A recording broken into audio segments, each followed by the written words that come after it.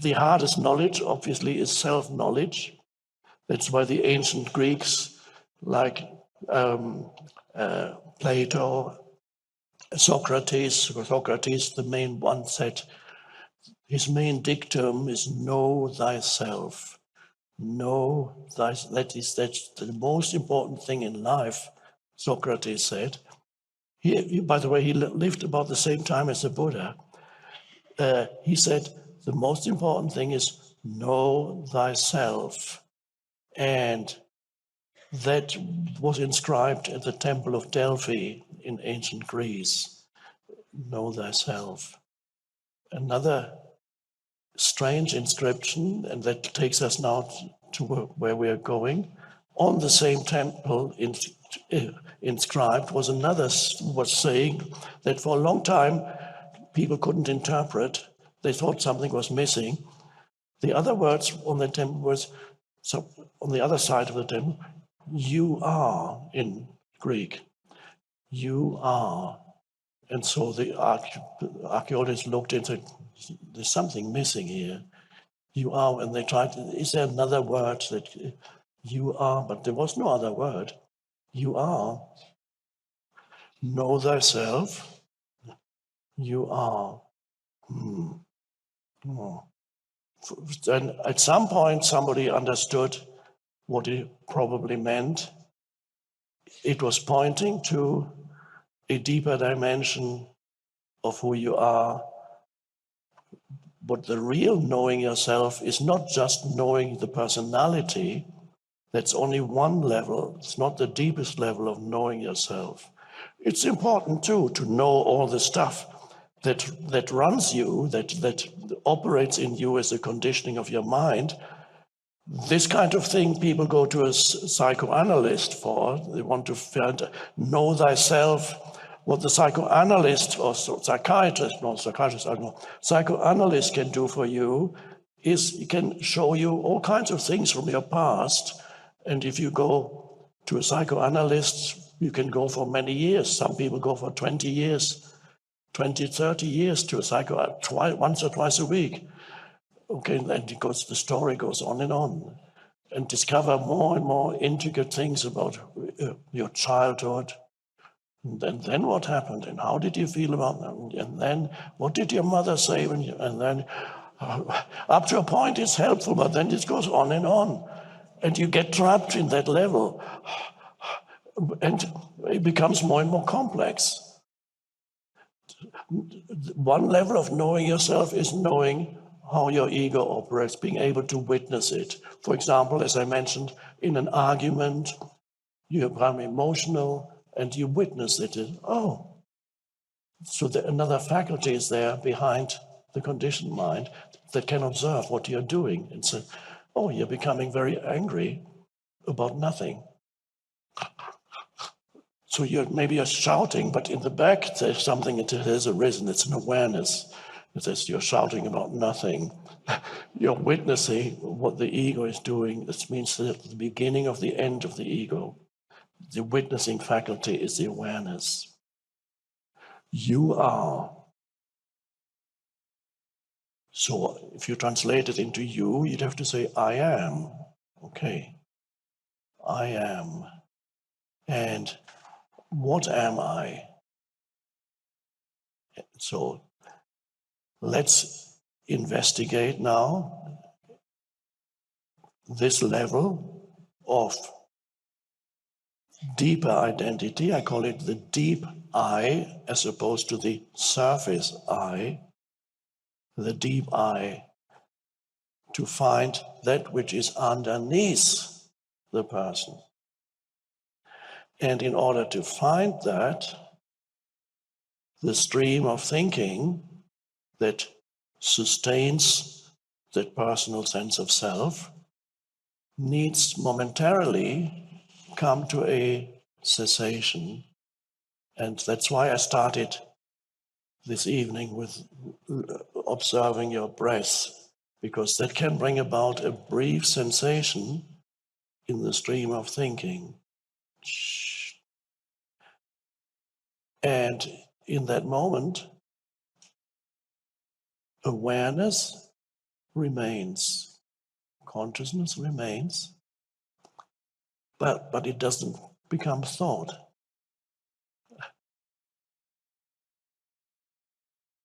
And this is a very strange thing to realize from the egoic point of view.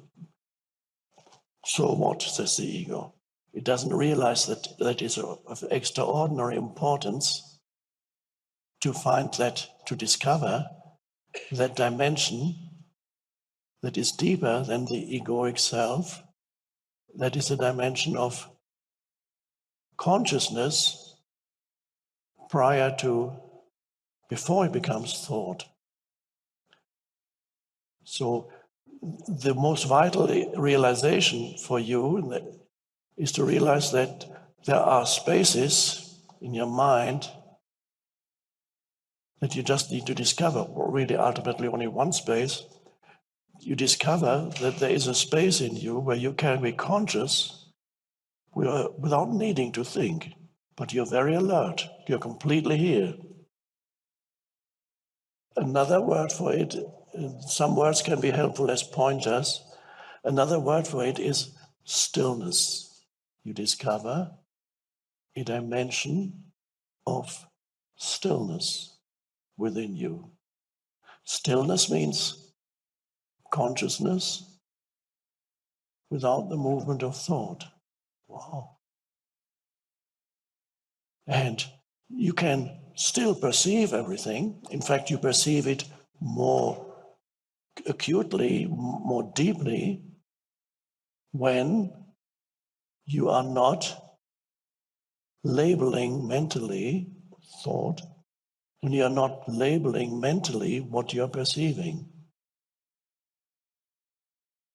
You can look around, flower, room, sky. Everything is there. You know what you're looking at without calling it anything, without concept. And you haven't gone to sleep. Because normally humans becoming free of thinking, the only way they can do that when they haven't awakened, they have to go to sleep. Or they have to take some kind of drug that slows down your mind. There may be a place for drugs in certain cases, sacred surroundings. Don't need to go there, it takes too long. But the discovery that stillness, which is unconditioned consciousness, which is deeper than the person, is always there, but it's covered up by the noise of the mind. And you are completely identified with this surface movement. So you can't find the deeper self, where there is enormous peace and a deep sense of aliveness that gives you everything that you had been looking for as a surface egoic entity in this realm of this physical realm, or this even psychological realm. You were looking for that, never finding this ultimate sense of being home, having arrived, you feeling at home in the universe, rather than being alienated. Alienation is a very common mental illness for millions of humans, especially modern day humans. So the most important discovery for you is discover there's something deeper in you than the person. They are not separate in the same way that the ripple on the surface of the ocean is not separate from the ocean. The ripple is a surface phenomenon. It's something that the ocean does. And you are something that consciousness, universal, the one universal consciousness that pervades the entire universe, that is transcendent to this universe, it is something that consciousness does. It creates the image of a person, like the ocean produces a ripple or a wave on the surface. And there goes a little ripple, and it has a name. Whatever name you have for you as the ripple, that's me. And the ripple is uneasy because it's surrounded by many, many other ripples, and you never know what they want.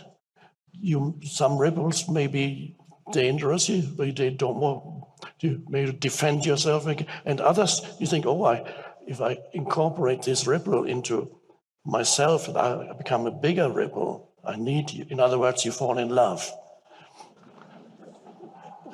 I'm not talking about real love. I'm talking about falling in love, which is,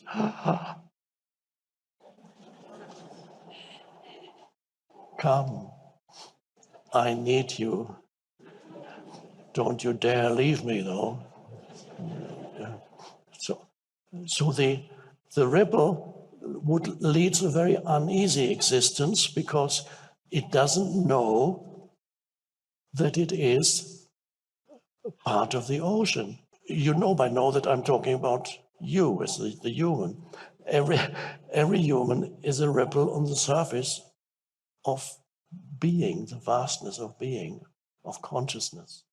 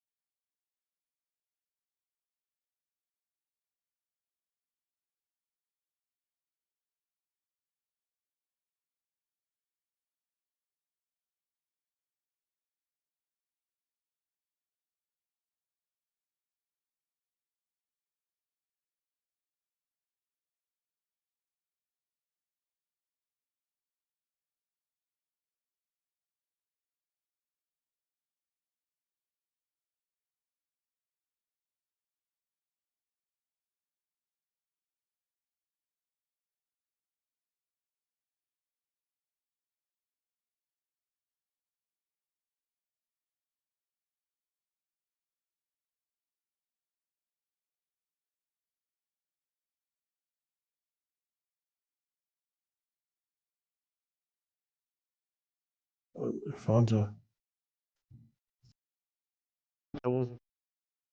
author.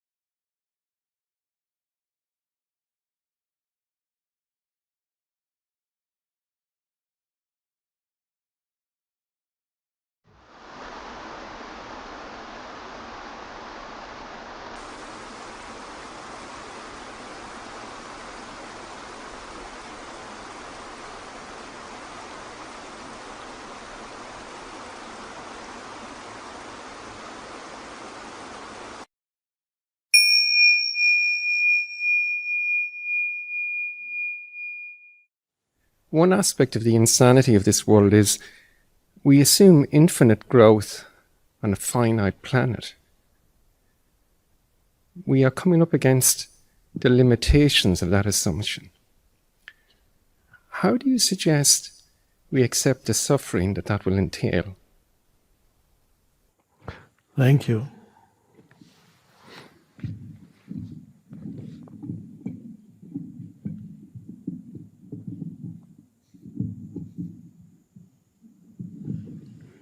Okay.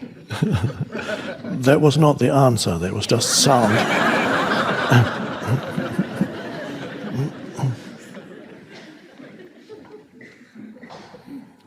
The structures that are in place, the economic structures now are a reflection of a certain state of consciousness, collective state of consciousness in humans, which is largely the egoic state. The ego needs always more because the ego lives in a state of constant insufficiency, a constant sense of neediness and lack. It does not feel it has arrived, it needs more. So that's the unconscious urge. So if that's in the individual human, and if that mind structure is in millions of individual humans, then these individual humans create these external structures, organizations, and so on that reflect the original mind setting. So the companies that the economy needs to grow, and it cannot, nothing can grow indefinitely. It's just not, everything grows and then it shrinks or dissolves and then something new arises. That is a constant cycle. And yes, of course, when something that is ego-created dissolves, it leads to suffering. That's inevitable. And it is this very suffering, I don't know if that's a politically correct statement, but I'll say it anyway, because perhaps the political statement is nobody should have to suffer. It's a travesty that humans suffer. Nobody should die. Death is a travesty. I'm against it. Of course, I'm against suffering. Yes, humans shouldn't suffer. It's just, that's not the reality of it. Humans create out of the unconsciousness.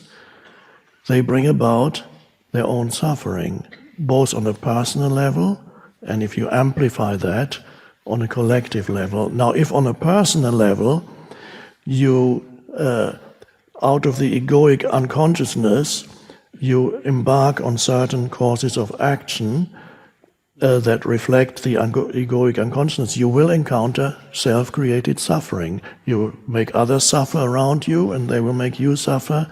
You encounter the unconsciousness and the suffering that's generated by unconsciousness as a person.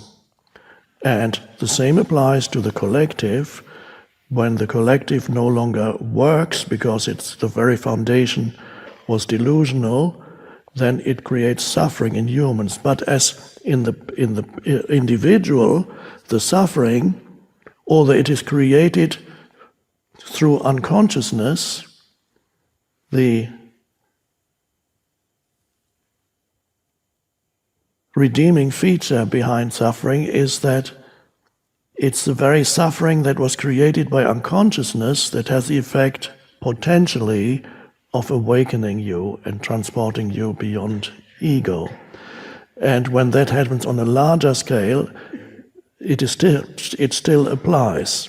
So there will be suffering, humans will have to suffer, but ultimately, whether it's 1 million people who are suffering because a huge company has collapsed, there's always every one out of these 1 million individuals is one individual. There's your suffering. This one individual is suffering. And in the suffering of this one individual, there is a potential of awakening.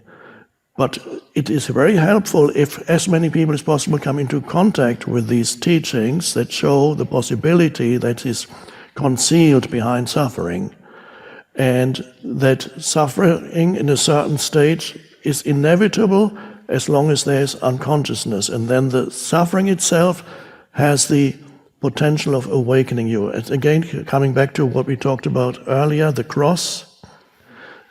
The image of suffering is the cross is the image of suffering. The cross is also symbol for the divine. So it's the self-created suffering, both personal level and collective level, that is actually part of the evolutionary progress, the evolution of human consciousness.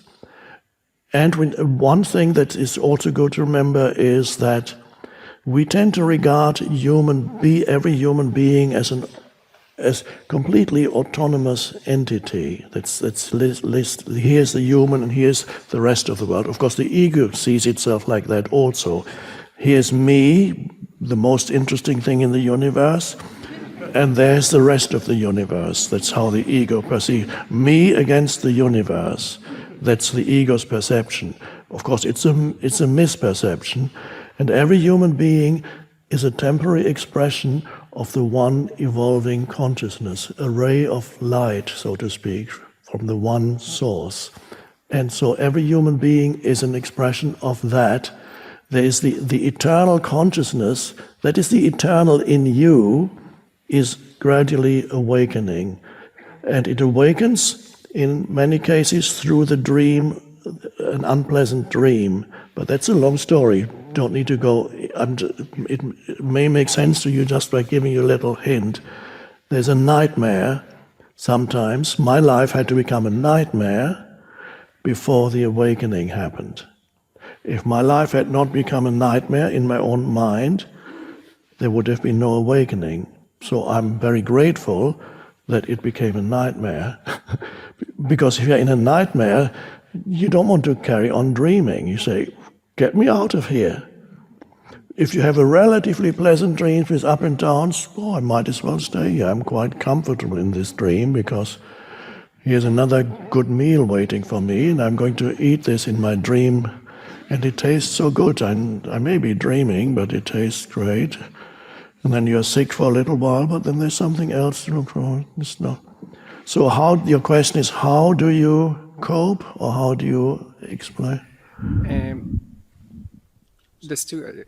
How do you accept the suffering that awaits us? Accept. And one small piece, I'm old enough that I will escape a lot of it, but I think about my children who will live in a world in which there will be a lot more limits and limitations. Yes, that may well be the case. So how do I help them? You help them by teaching them what acceptance really means, by making them more conscious, and you do that by being conscious yourself. And occasionally they might be open to hearing something that you say to them occasionally. Then they will be ready then, and they will be able to use the suffering.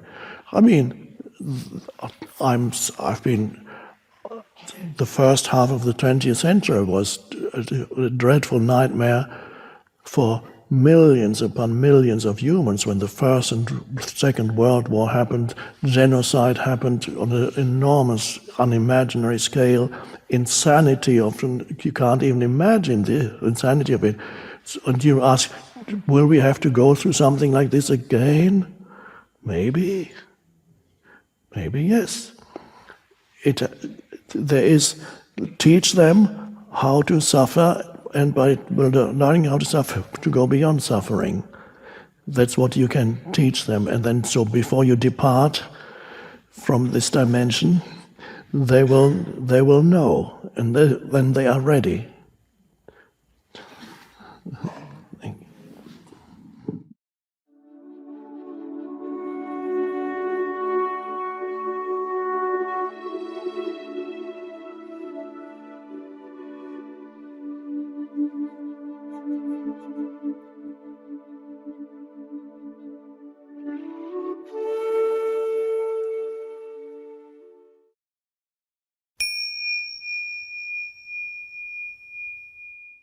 You fall in love, and this is the person that's going to liberate you from your sense of insufficiency and incompleteness.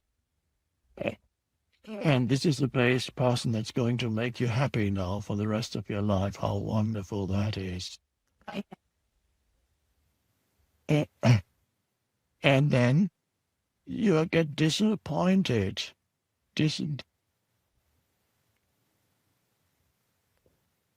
That wasn't supposed to happen.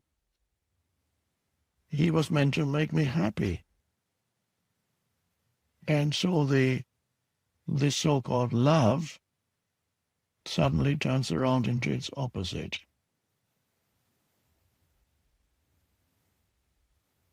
So all that happened was, initially, the so-called love relationship covered up that feeling of distrust in life, that feeling of lack and insufficiency.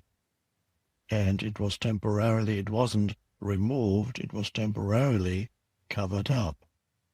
And then when the other person does not behave in the way that he or she was supposed to behave, the feeling re-emerges, and you feel it even more strongly than before. But the mind misinterprets it as meaning that he caused me to have that feeling, or she caused me to have that feeling now, that terrible feeling. But of course the terrible feeling was there before. You just feel it more strongly now because the cover has been removed again. And this basic distrust and unease emerges, and you feel it even more now after having been deceived yourself.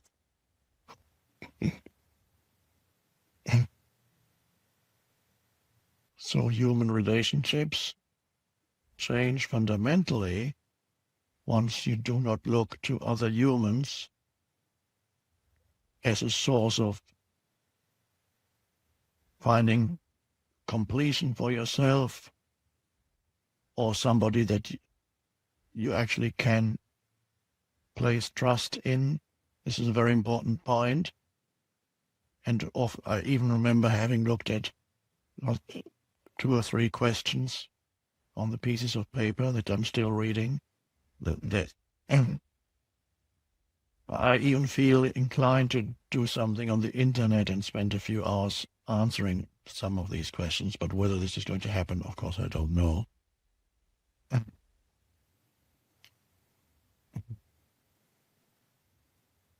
The wonderful thing is I'll say it again so that it doesn't disappear from your mind. You don't need to trust another human being. It's not necessary. The trust is a state of consciousness, and it's a trust in life. You don't trust that a particular thing is going to happen and so on. You know that all phenomena around you are impermanent and cannot satisfy you. And that is a liberating realization, because then you stop looking to this movie show around you and find something in there that's going to make your sense of self more complete and satisfying. Of course, occasionally things do that, but not for long. So when you don't look at this movie show anymore for satisfaction, personal fulfillment, then you can only not look for it when you are connected with being within. So you begin to enjoy even the fact that things are impermanent. There can be a sense of peace when you contemplate the impermanence of all things. I sound like the Buddha now, but that was a very deep teaching that he gave, and it's still alive now. When you become aware of the impermanence of all things, it's quite amazing. And that can strengthen the sense of beingness within you. The more you watch impermanence, the more you feel something within you that is not touched by that. Consciousness itself, stillness, whatever you want to call it. The timeless being, the timeless you, the timeless deepest essence of who you are, the center of the wheel, is not touched by that. And the more you become aware of impermanence, which to the ego is a fearful thing, oh, don't remind me of death, I don't want to be reminded that I'm going to die one day. Don't be negative, don't talk to me about that. I don't want to visit a graveyard and walk around and look at the gravestones. That's awful, but it can be a wonderful thing. It can be suddenly you feel more deeply connected because of the fact of impermanence around you. By becoming aware of impermanence and not running away from it internally, not denying it, facing it fully, that actually will have the effect of strengthening your connectedness with being. And this is the idea, of course, behind that in some Buddhist traditions the monks go to the morgue and meditate surrounded by dead bodies. Periodically they go there. And of course the egoic self, particularly the Western conditioned egoic self, this how morbid, what absurd, why do they do that? It's just absurd, isn't it?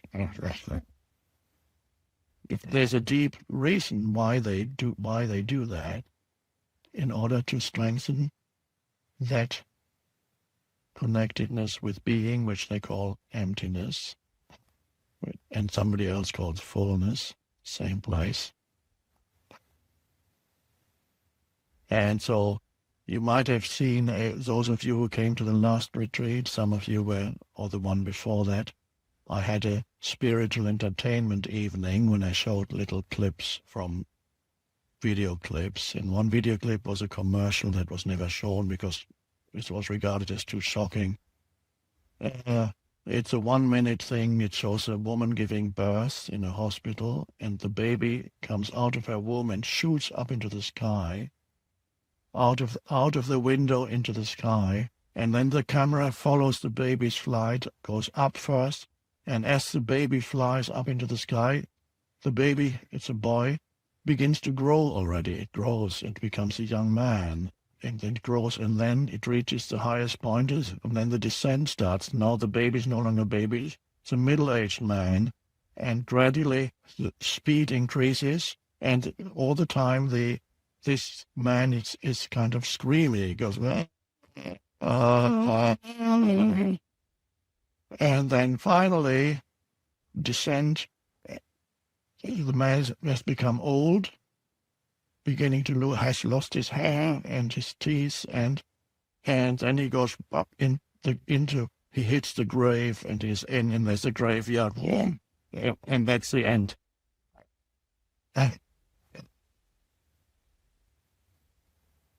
So that's basically the story of everybody's life. And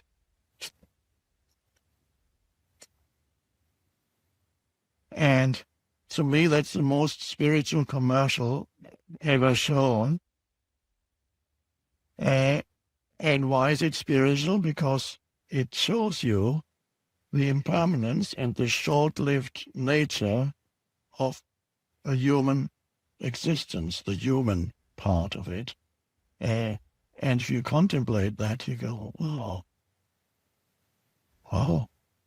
And if you don't run away from it internally, don't deny it, you suddenly feel a deeper sense of connectedness. For a long time, I didn't know what this commercial was actually for. And for a long time, I thought it was for beer.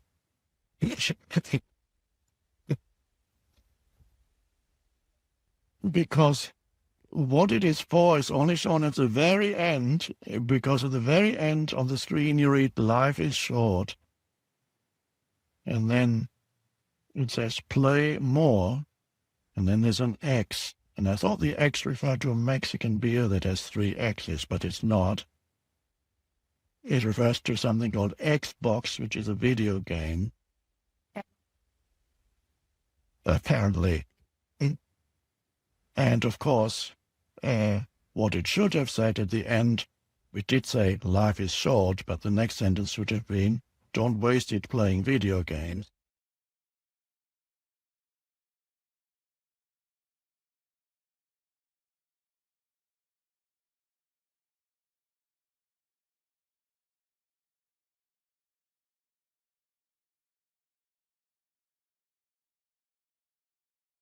So here we have then at the most fundamental level, abundance is being in touch with the source of life within yourself and recognizing it as the essence of who you are, of course.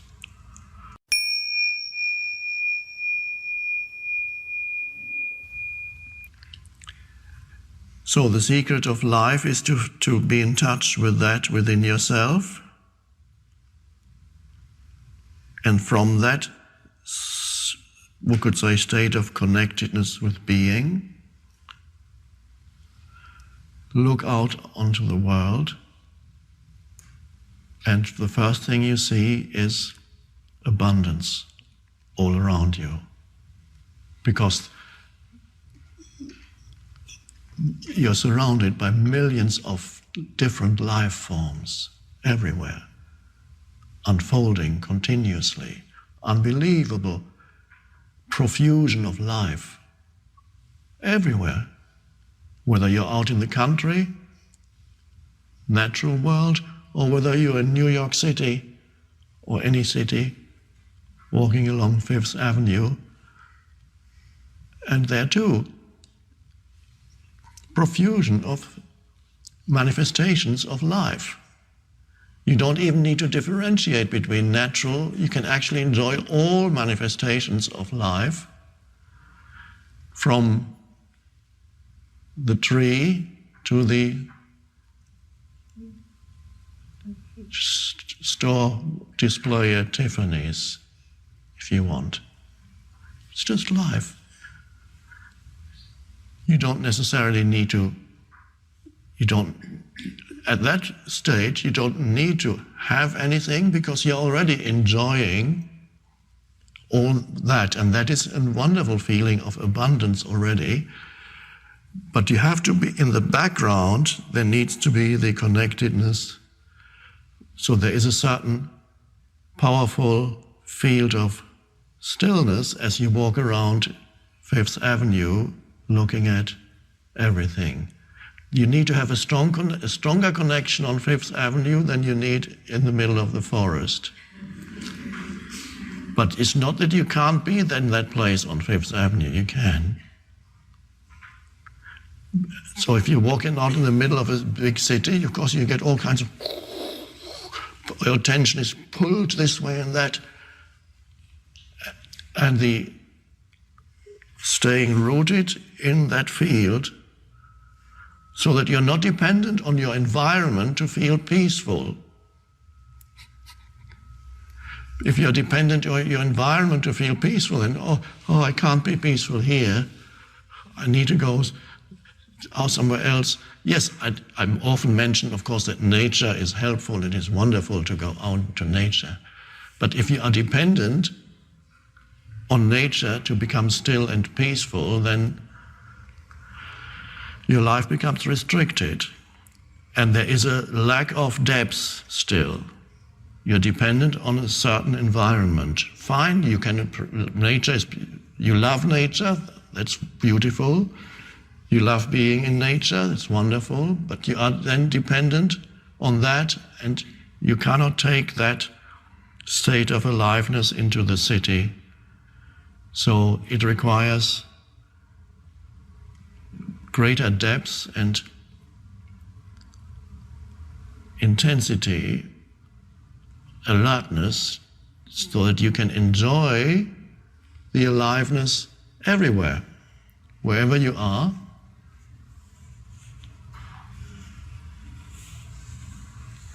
In all manifestations of life, see them as temporary play, the temporary play of forms, because that's what it is. There's nothing permanent here, nothing permanent. If you take a movie picture of Fifth Avenue, let's just stay with Fifth Avenue, that stands for all cities and all streets. If you took a movie camera to Fifth Avenue and film all the people running around the street, and then a few years later, let's say 50 years, you watch the film, then most of the people running around Fifth Avenue will have disappeared already, not only from Fifth Avenue, but from the planet. So you watch ultimately insubstantial life forms going about their business or their play. They call it business, but it is play.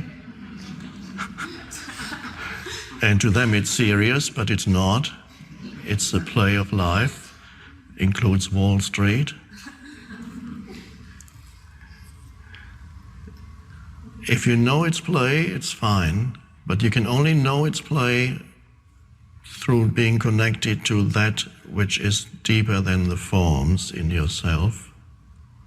Then you recognize the forms as the play of form. But if you're not connected with the depths of being in yourself, you don't recognize the movement of form as the play of forms, because to you then, That's all there is.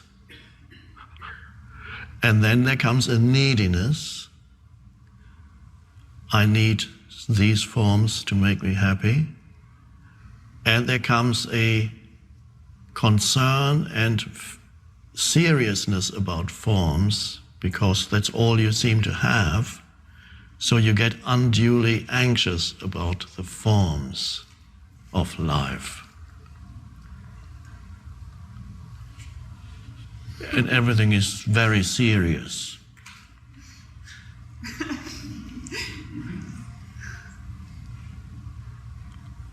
So most people in big cities are serious, going about their business. And there's fear underlying the seriousness. They're serious because they're ultimately in a state of concealed to themselves fear. And they're trying to get somewhere. They never get there, but they're always on the way somewhere very important to get this done. They never get it done because they do this and then there's something else. That's not abundance. There can be no true feeling of abundance if you don't recognize the playful nature of the world. If you are dependent for your sense of fullness on the forms, there's no abundance. You're just seeking more forms to fill your life up with.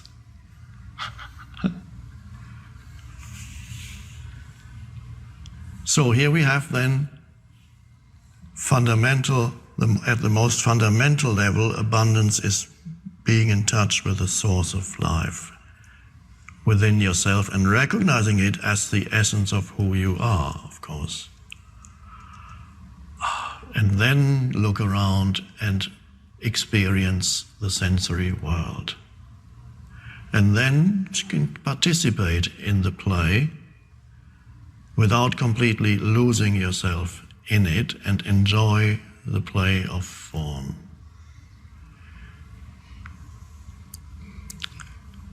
And then you experience, as you do that, you experience another level of abundance, that is the abundance of experiences, of experiencing life in various ways. Through where you go, what you do, relationships, sensory experience even, and even there you don't get lost in it, you can even enjoy food. Tastes good. Without the addictive enjoyment that is very different, that goes, I need more of this. And then just come, you need to take it into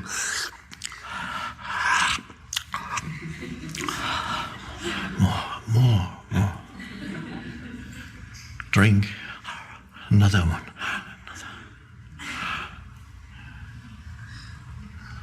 Sex, need more.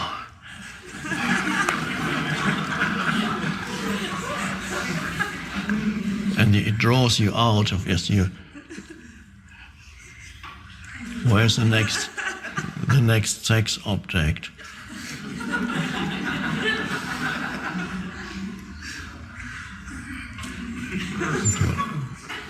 And of course it draws you out there.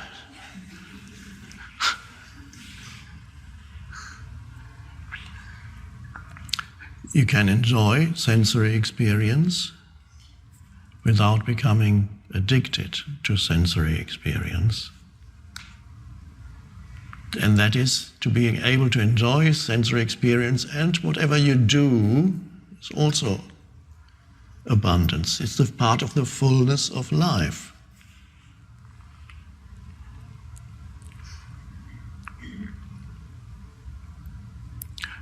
And then it's possible that also things come into your life.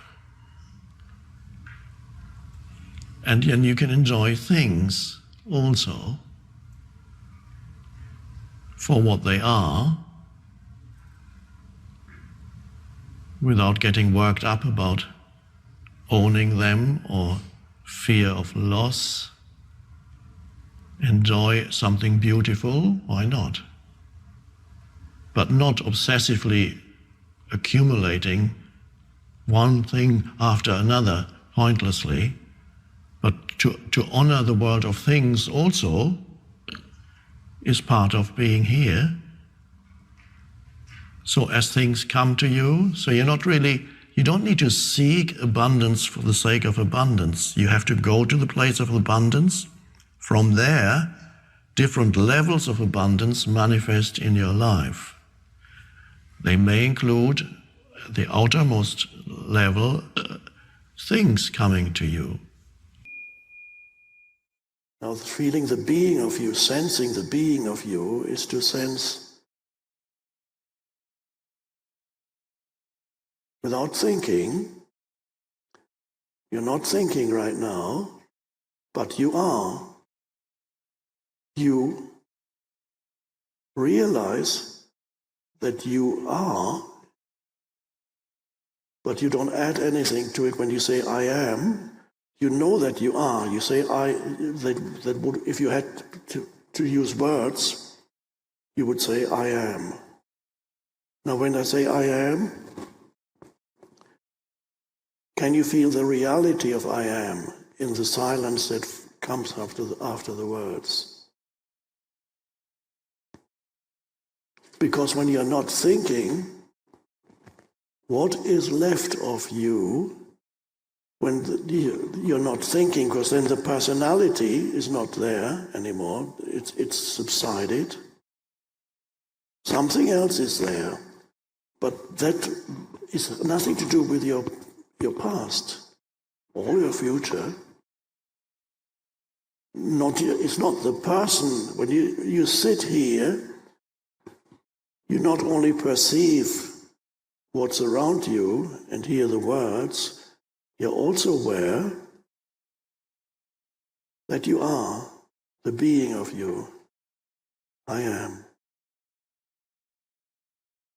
That is why some spiritual teachers have their favorite device for helping humans to realize this. They, like Ramana Maharshi, retreat from India, he recommended that people meditate on who am I, but I would even recommend to change it a bit and to say, what am I? Because if you say, who am I, implied in the who is that you are a person. So it could be a little bit misleading. But if you say, what am I, it's more neutral. So if you ask yourself, what am I? And the answer, do not look for the answer through thinking. You cannot find the true answer through thinking, because then you will come up with some kind of conceptual identity. Could start with your gender. It's a very interesting one these days, more interesting even than it used to be in the past.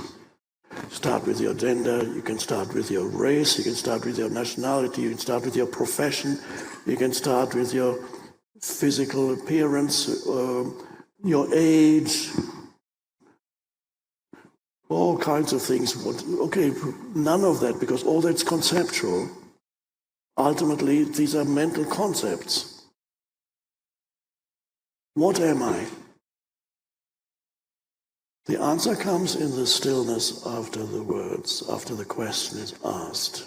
What is left of you after you've asked the question, what am I, and you're still? All you know is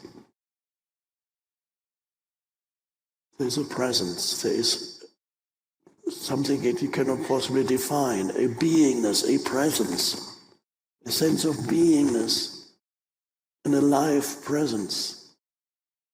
But there's no actual content to it. It's just pure space without content.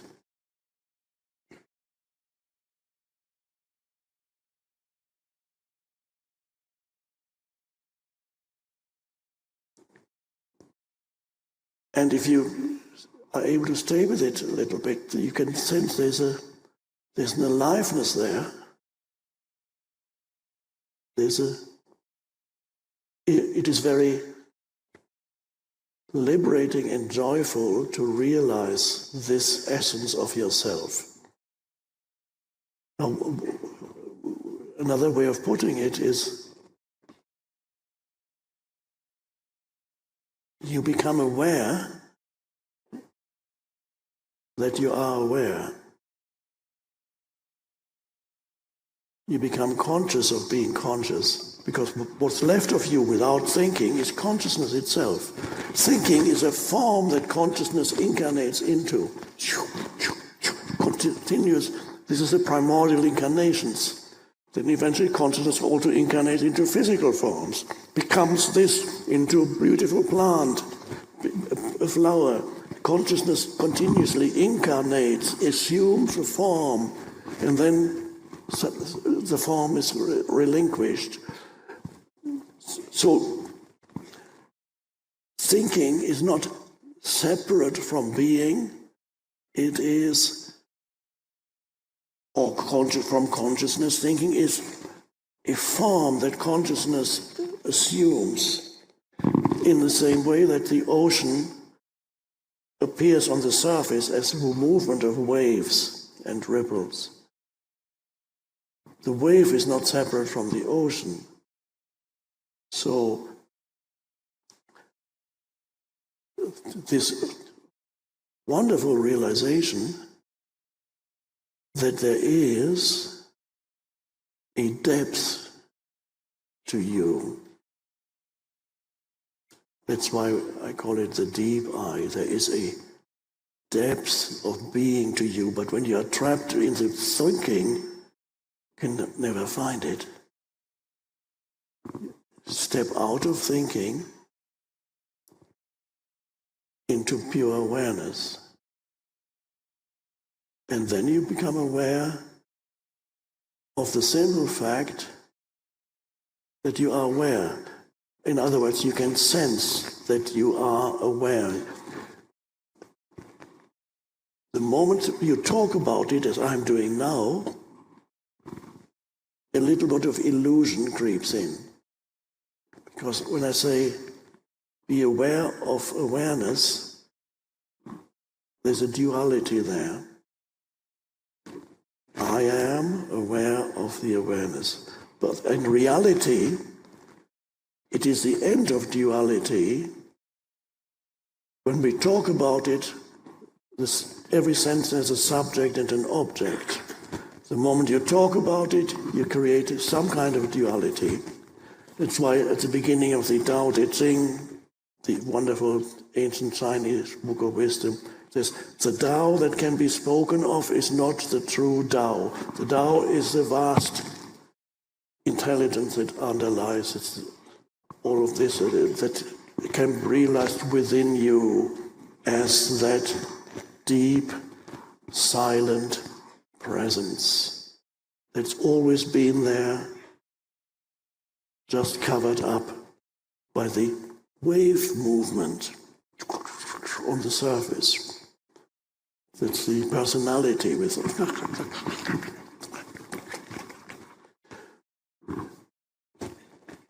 So there is no duality. It's only when we talk about it, duality comes in. So it's not that you become aware of awareness. If we had to express it in words, you could say awareness becomes aware of itself. Consciousness is awakening to itself. Whereas before, consciousness was asleep. It was dreaming this wonderful, or sometimes very unpleasant, dream of existence. Consciousness was lost in its incarnations, losing itself. I know how I was lost in this incarnation, I as consciousness, for years. And so what we are talking about here is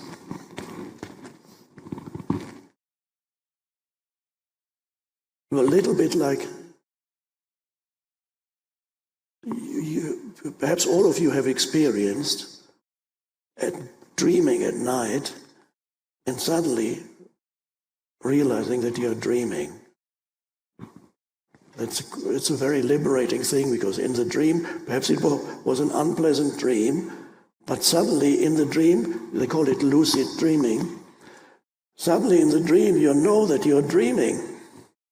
And even whatever monster or threatening situation you were in at that moment is no longer that threatening at all, because you know that you're dreaming. There's a in the same way, what we are talking about here is lucid living, which means in the midst of, because this is another kind of dream, one could use that term, because everything, all the things that unfold every day, the continuous flux of becoming, the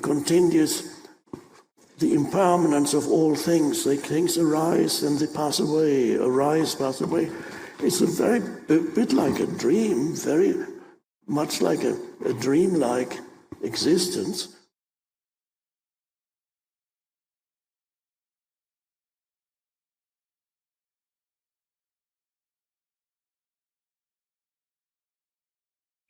And at some point you realize that the suffering is ultimately born out of a reaction of your mind to the events in your life.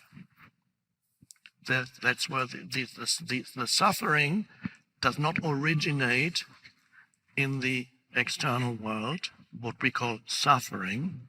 It does not originate in the external world, it originates in your reaction to the external world. Not easy to see sometimes.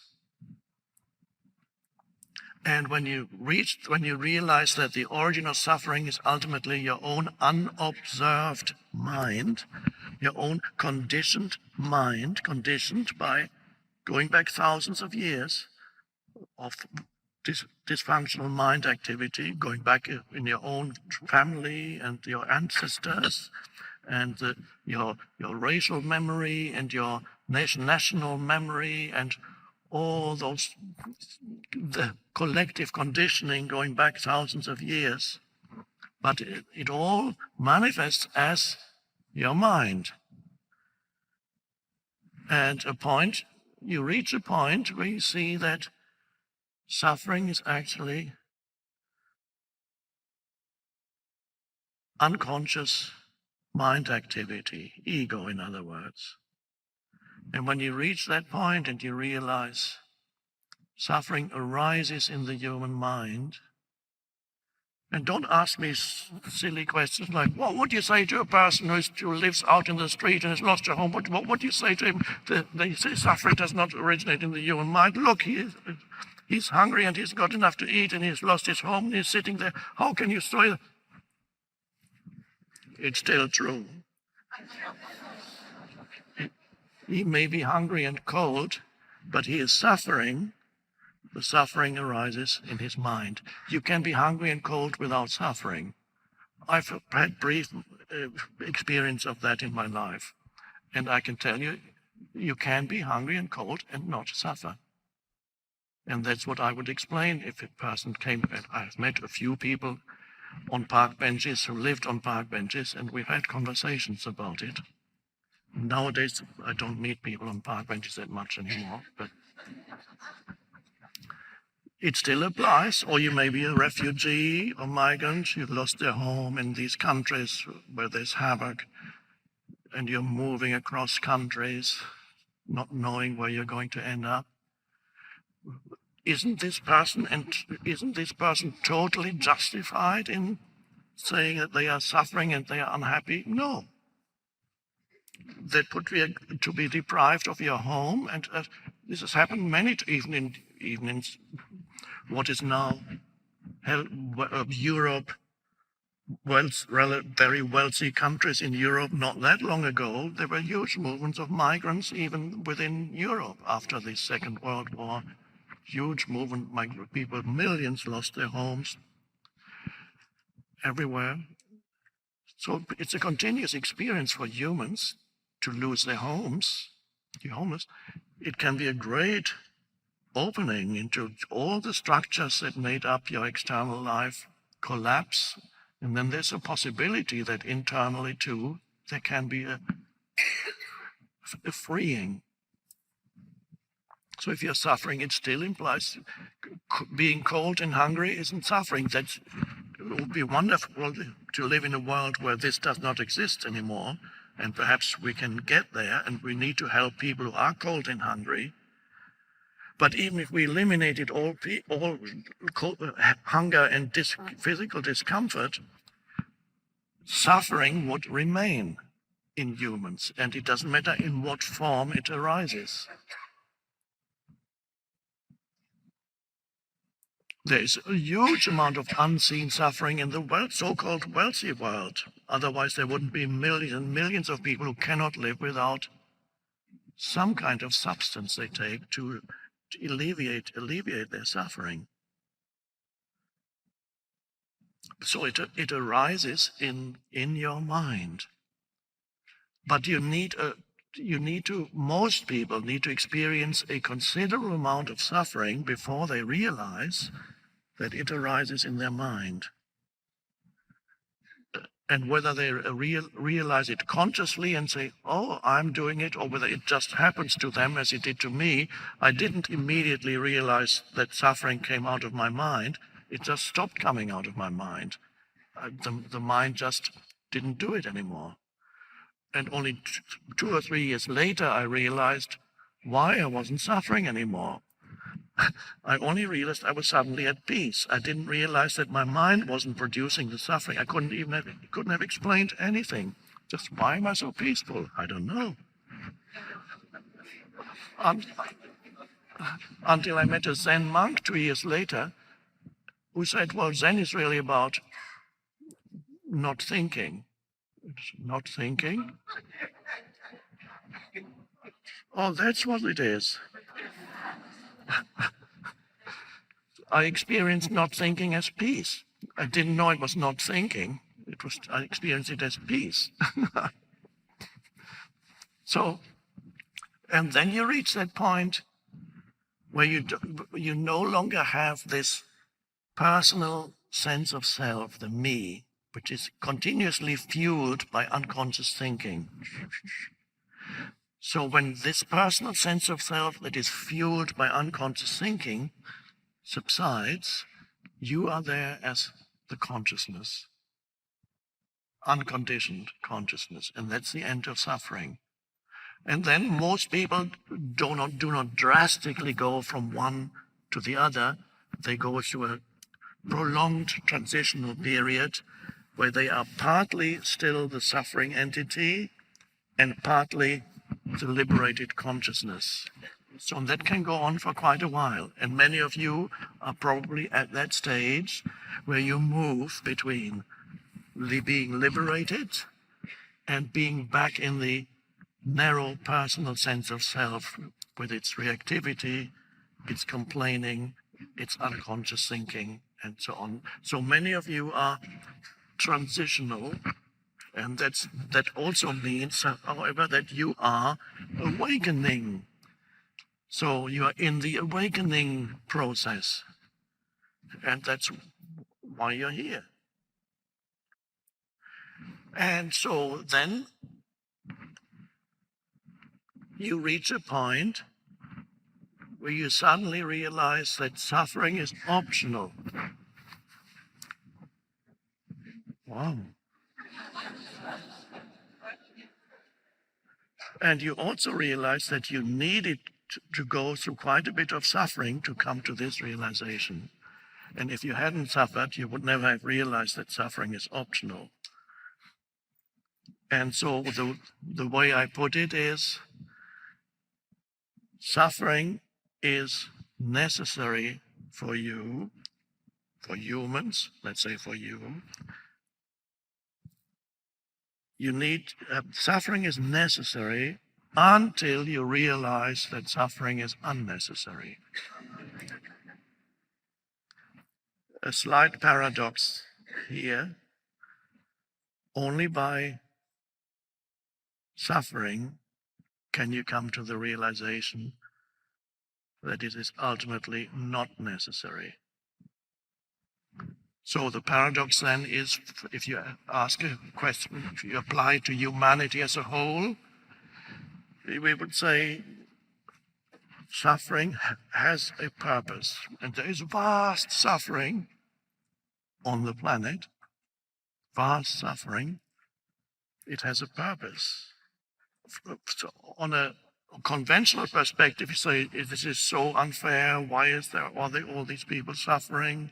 It's terrible. And it is on a conventional level, looks like it. And yet, every human is a temporary expression of the evolving consciousness, a temporary expression. No human being is autonomous.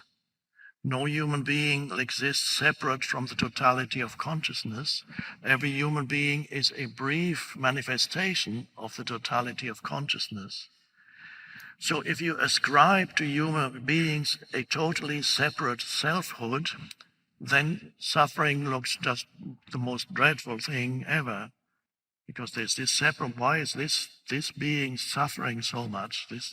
And then that's their whole life, and that's. But if you look at a deeper level, if you look at a human being as an temporary expression of the evolving consciousness, then you see that it's a birthing process for humanity. Gradual, this does not mean that you do not help those who are suffering. In fact, you do, and the greatest help, of course, in addition to physical help, the greatest help is to bring an awakened consciousness into the interactions with the world and with other people.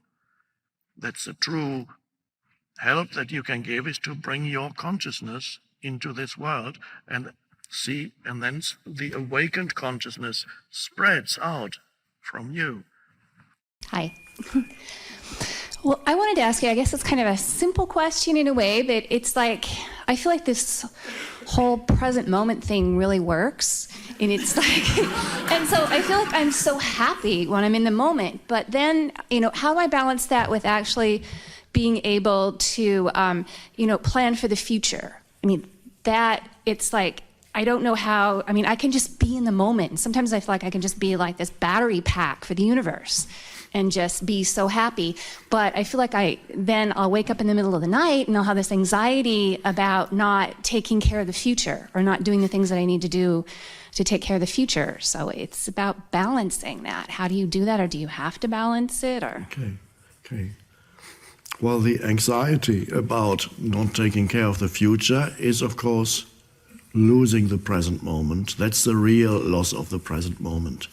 But taking care of the future by doing some planning, constructive planning, even constructive thinking, not useless thinking and worrying and toxic thinking in the middle of the night, things what I should be doing or haven't done, or if I do it, it might go wrong. Not that kind of totally useless thinking, which is losing the present moment. Mm-hmm. Then there is the applied thinking, which is, I need to work out what I'm going to do, whatever, a schedule for the next thing I'm going to do, a plan for next year when I will have to do this or that, whatever. And you may find that if you do focused thinking and apply to whatever it is that you need to work out, is not losing the present moment. It's only useless thinking about the present moment that mentally projects you away from the now and doesn't get you anywhere, detracts from the quality of life and detracts from your sense of aliveness. So planning you can do in the present moment. Let's say I plan, where am I going to go? I'm going on a tour somewhere. I was on a Europe tour late last year, and that had to be planned almost a year in advance. So already at the beginning of last year and before then, we were already talking about the Europe tour. And so what then, you look at the calendar, cities, geography of places where they connect, all the other factors that you need to look at. You're not really losing the present moment because you're not projecting yourself mentally over there and imagining how it's going to go, or imagining that when you finally give that talk in London, then you're really going to feel really fulfilled, or projecting yourself to that talk in London when nobody's going to like what you're going to say, and half the audience are going to leave. Am I going to be inspired when I reach London and to give a talk? It's just losing the present. And this kind of thinking happens. It pretends to be useful and constructive, but it's not at all. And it's not taking responsibility for anything. But applied thinking, and for applied thinking, it's good to give yourself a time limit, a space. You sit down for an hour, or you talk to people and say, what do we need to do here in order to do this, that. You're not losing the present moment. Some people often, this is not uncommon for people to have this question, thinking that I must never think about the future. But when you apply that, you're not really thinking about the future. The planning is now. You're not projecting yourself away from the present moment. So it's applied and constructive thinking. The same with the past. Sometimes you need to think about something that happened in the past. You need your memory for certain things, and then you need to kind of go back there in your mind, and then you talk about, but there's a reason why you bring it into the present, because you need that kind of memory or the knowledge. Perhaps you learned something there at the past Europe tour. Those things went very wrong. The people had to line up for an hour, and I was an hour late starting. It was disorganized. What did we do wrong? That's fine. You have to go there. Mm-hmm. But if you, in the middle of the day, you think how dreadful that was, or you're blaming yourself or others about what went wrong, then you lose yourself in the past. Mm-hmm. So you can use past and future without losing yourself in them, and then really you remain present even while you refer back to the past or while you make plans for the future. So that's really how it works. Is there a way that you can, if you're happy, you can trust the universe that you're on the right path? Oh, yes. Is that just... Okay. That is an underlying thing, is, of course, the sense of connectedness with the deeper level, the deeper levels of your being, the awareness, the presence, the stillness, whatever you want to call it. And that gives you a certain rootedness. You're rooted in being. And then what happens on the outcome of things that you do is no longer the factor that determines your state of consciousness. So when things go wrong, sometimes they do, you're not devastated. You don't feel you're going to die because it went wrong. And you didn't get there. You tried so hard, and in the end it didn't work out. And it's so awful. You beat yourself up mentally. No, that's very dysfunctional and creates a lot of suffering. Mm-hmm. So you are less dependent on you welcome a good outcome, of course, but you're not dependent on a good outcome for feeling peaceful and really complete in yourself. And that sense of completeness in yourself, because there are two levels, as you know, that one could say, the two dimensions. You are the person, but you are also the vast consciousness. So there's the ripple, there's the ocean. The person lives in time, and there's a development. The person learns things, gets better at certain things, and so on. At the deepest level, there is already that sense of completion. You don't need to become anything. When you are connected with the depths of who you are, in that depth, you don't need to become, you are already complete. On the level of the person, you're never really complete. And there are always things that could be called imperfections. Not once when you're connected, not huge things that create a lot of dysfunction in your life and make your life and other people's lives unhappy. Not that kind of thing. But there are things that are certain personal things that are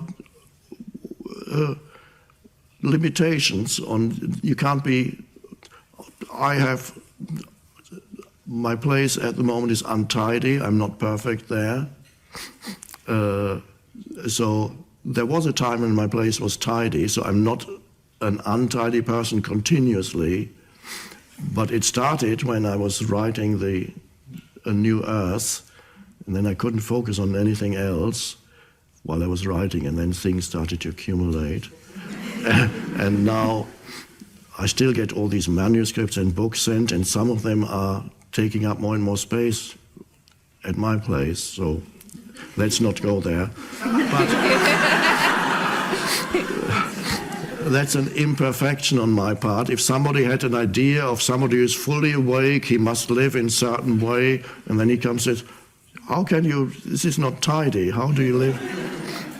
Occasionally I have a cup of coffee, one a day, and occasionally people see me having a cup of coffee somewhere and say, why do you need coffee? You've written all these spiritual books and now you still need coffee?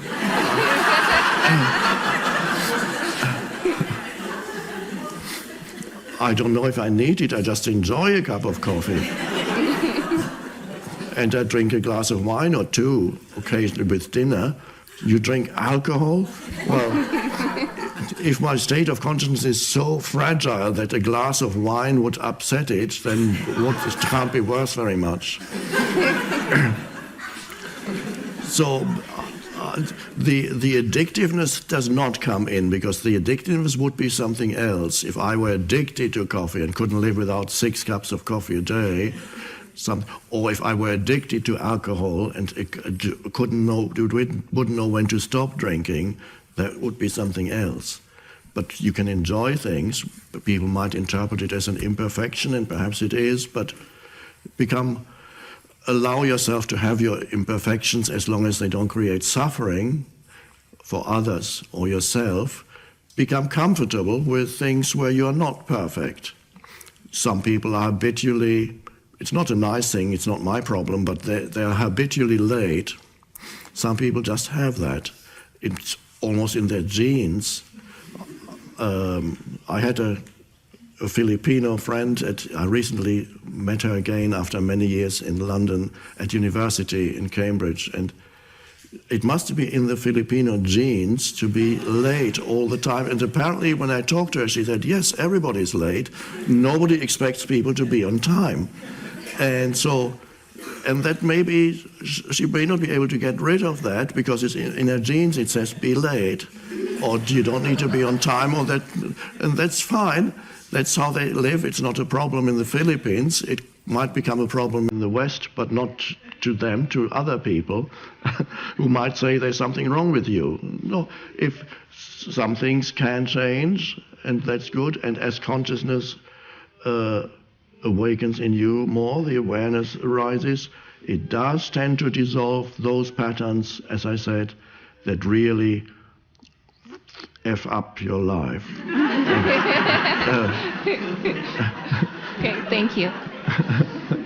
My prostate was cancerous and I had surgery on it. I had been cancer-free, or so I thought, but after 7 years, cancer has once again reared its ugly presence in the region. I'm having difficulty coping with this, plus type 2 diabetes.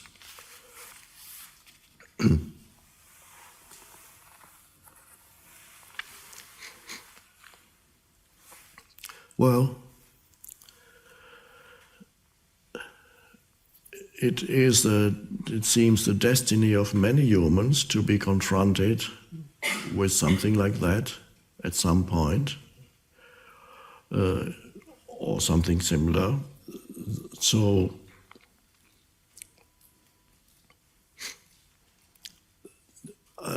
I will just explain what I have addressed before a few times with regard to serious illness, and that is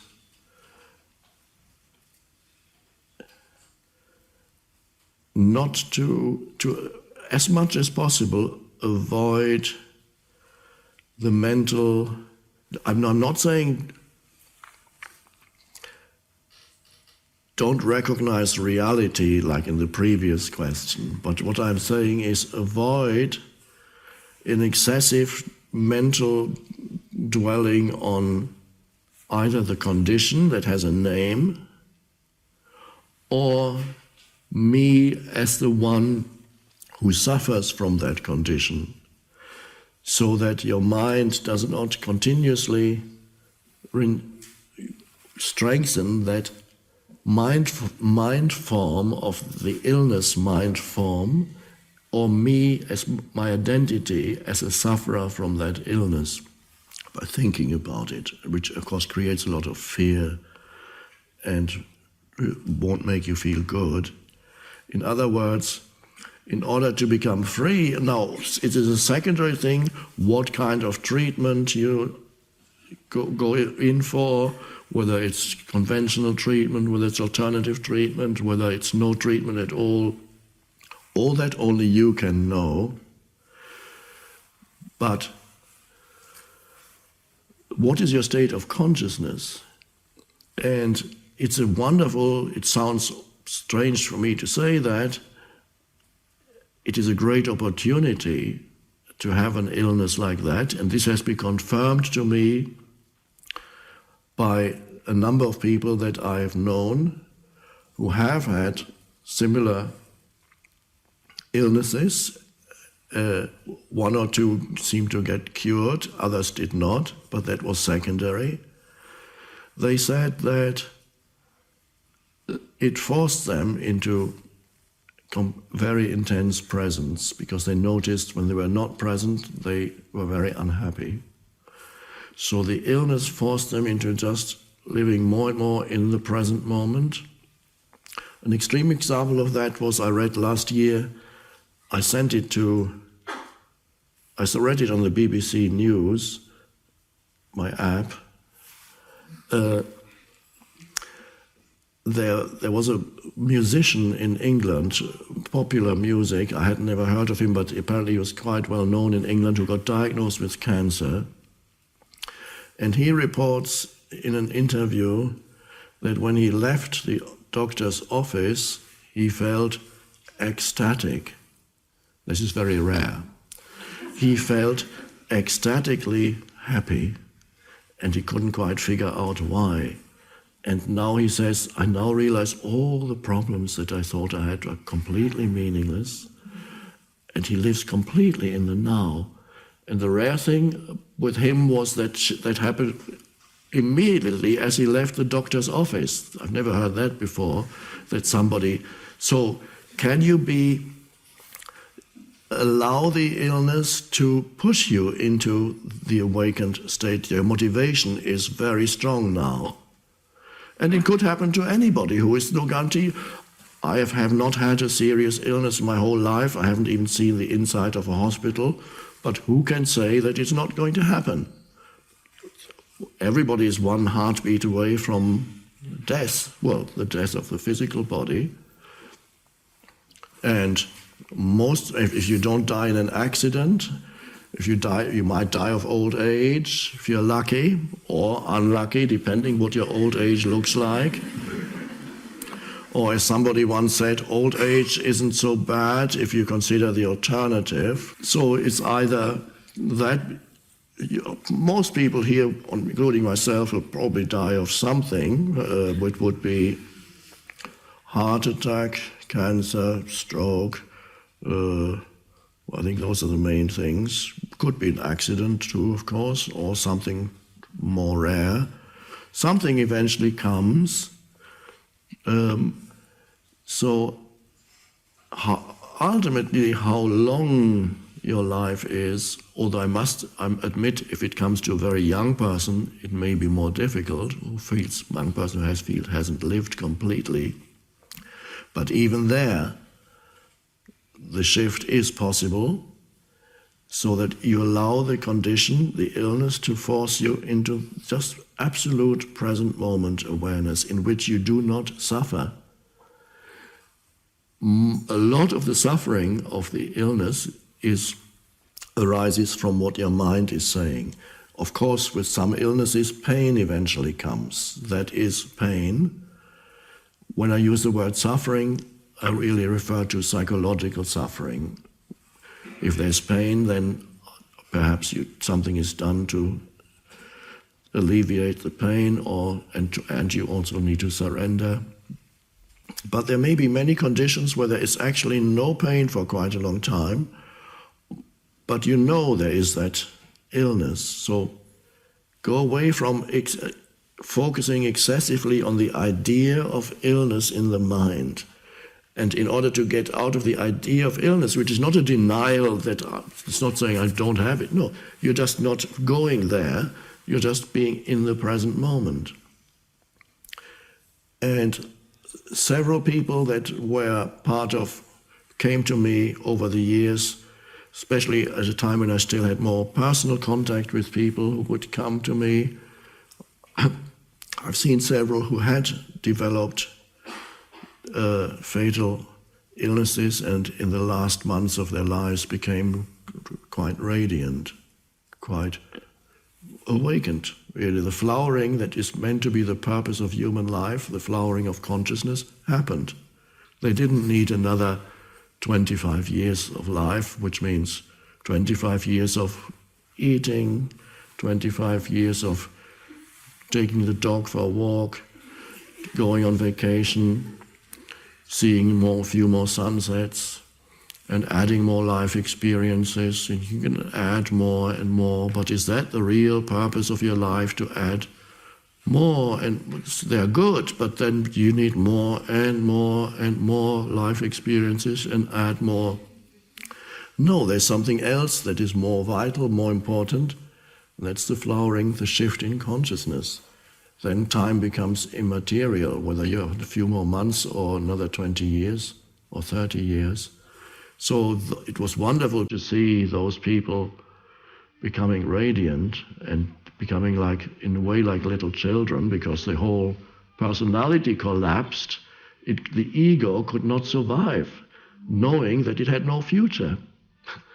If the ego really knows it has no future, either it goes into intense suffering and complaining and victim identity. Why did this happen to me? To me? Oh. Or it dissolves.